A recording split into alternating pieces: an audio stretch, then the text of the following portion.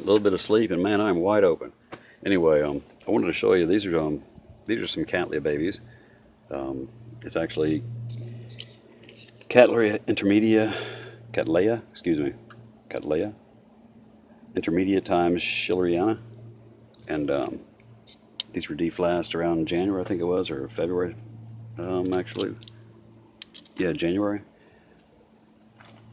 Some of them I put into these little net pots with bark, and you can see the size of them. The ones that I mounted or put on wood, and this is one I just recently took out of a net pot and put on there, but the roots that have taken over the wood just in a short amount of time. So anyway, I'm soaking a few of them in the water, loosen them up so I can get them get the bark off of them. And I'm not worried about hurting roots too much because they're going to dump most of these roots and grow new ones. But look at the growth just from being mounted. I mean, these are in bark, and there's nothing wrong with bark, but I have more issues with insects and bugs and stuff like that because they have a more of a much bigger place to hide versus something on here. Matter of fact, one of the reasons that I started doing this was, and that's what's left of these right here.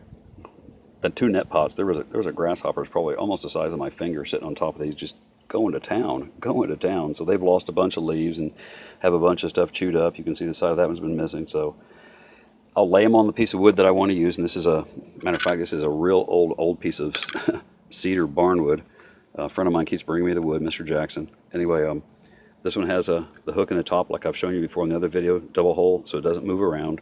I'll lay the plants out on it the way I want them, and then I'll take a Sharpie or something and I'll make marks where I want to put holes, and then I'll come back and tie them on in those positions.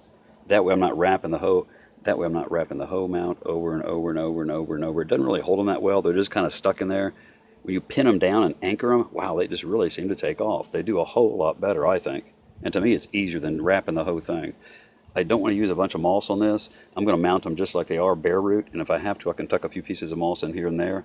But I want to do it this way first. So I'm going to pause this so I can get some holes drilled, and I'll come right back. Okay, anyway, a little bit changed on the arrangement, but basically I've just drilled holes through it, and then use these pieces of that green twist tie, garden tie, and attach them on there very, very loosely, but snug.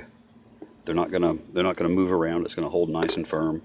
And I'm not gonna water these for several days. If you do some reading up on infectious diseases and stuff in orchids and root issues and stuff like that, it's not recommended, and it makes a lot of sense. Everything's been disturbed, it's been bruised, it's been bumped, it's been scraped. That's not the best time to go sit in water. You're just asking for more of an infection. Give the roots, unless the plants are really dehydrated, and these aren't. They've soaked for a while, so they're hydrated.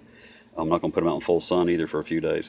But give the plant and the roots several days to heal over a little bit and callus over.